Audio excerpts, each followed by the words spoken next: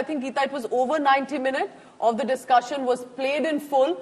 We do not intend to, anyway, right now, put out any edited, so to say, excerpts, but we'll constantly be analyzing it. India Today was completely from beginning to end was on that discussion, so you have it in full. Geeta, I just want to bring it in here that at this point, the fact that even India is watching it, discussing this discussion and debate, because it is not just USA's presidential debate, it is going to be about world issues. Why do you think that this debate has been crucial and is being watched worldwide? Well, it is, because at the end of the day, the United States of America does set the tone and tenor for how the world looks like. It shapes world policies, not just foreign policy of particular country, dealing bilaterally with the United States of America. And the debate right now is over.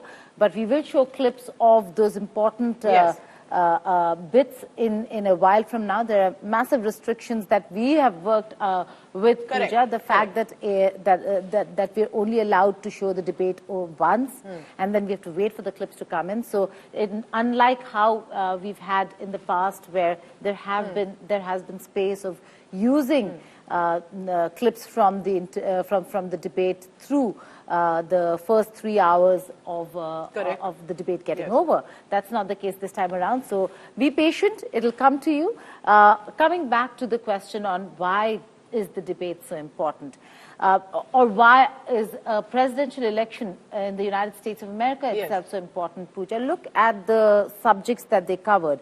Apart from economy, which and domestic policies such as abortion, immigration, fracking, Jan 6th, there was a massive conversation on what happened on the 6th of January, the insurrection. Yes. And it was not Kamala Harris fact-checking Trump.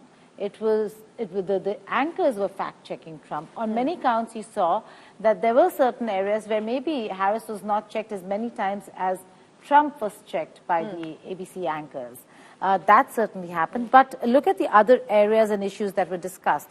They discussed the Israel-Hamas war. Correct. Affects everyone, particularly the region. They discussed the Russia-Ukraine war, where he actually named Viktor Orban and spoke of how and why this war was actually not necessary. What I do like about Donald Trump, in a lighthearted note, he constantly claims that people around the world credit him and that people believe that the world is scared of him. Or that they would not go to war. They would not go to war because of Donald Trump. But do you think there's a certain pattern that he's quoting, that he believes? Because he constantly quoted Iran, and he said, when I had put sanctions, look how weak Iran had become. There was not going to be a war. But this administration appears to have taken back the sanctions, and look how rich Iran has become. So do you think there is certain tenure that he's also quoting? The discussion over how America has failed in its economic war across the world is for another day. But yes, he did mention Iran, and there is a pattern to what he's done during his presidency. He did not take America to war. It's a fact. He did not. He really did try to engage those who they might call dictators. But how has it helped America in calling Putin a dictator or Kim Jong-un and not engaging? And now we are seeing tensions in so many parts of the world that maybe could have been averted or avoided. Here we're not saying that what Trump does is right or wrong, because he stepped out of the Paris Agreement, he stepped out of JCPOA, making the entire West Asia a little unstable with Iran. He did all of that, but none of the wars that America is right now a part of were his doing or his making. So he does, when he says that I don't take my country to war, he does mean it.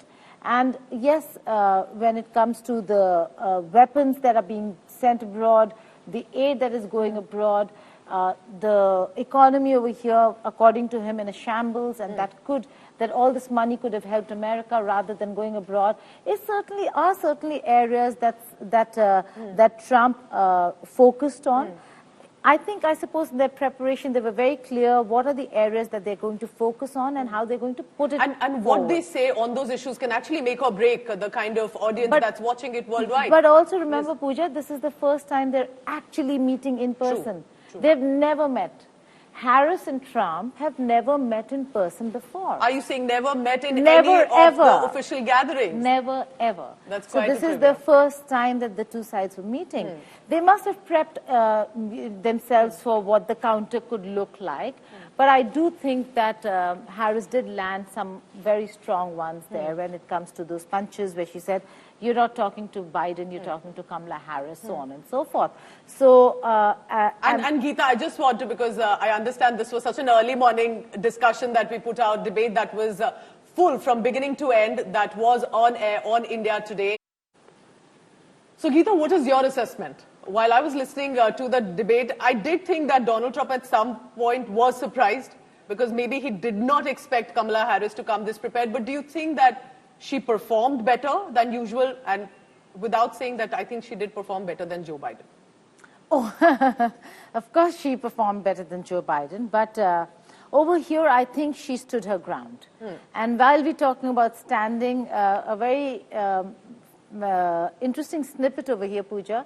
If you look at the podiums, and you will not be able to make out because there's just this two window frame, right? But zooming out, and we'll get those visuals in as well, you will see that Trump's podium is way higher, bigger than Kamala Harris's podium, which is very small, short, because in a two window, you would not want to show the disproportionate size of a podium given the size difference between Kamala Harris and Trump. So they actually made a podium to her size. In fact, fun trivia here, this is the biggest height difference, so to say, between two presidential candidates ever in the history of US presidential elections, 6.4 feet to 5.4 feet. So that's the difference, and to manage that difference, the podiums have been were made differently. Well, there is smart camera work at play, and I must say there's smart camera work at play here as well. We may be covering the presidential debate, Geeta, from Delhi, so to say, but for the viewer, we are fully in Washington, D.C., right outside the White House, and maybe you wouldn't have noticed if I wouldn't have told you, because our extremely brilliant team have ensured that they prepare this beautiful set for us as well. But we are looking at these visuals coming in. Where we are at is basically the Rose Garden in the White House. And we are looking at these quotes constantly coming in. And as and when the excerpts, the chunks start to come in from that almost 2-hour-long debate, remember, as per guidelines, it's a very specific, about 2 to 3 minutes.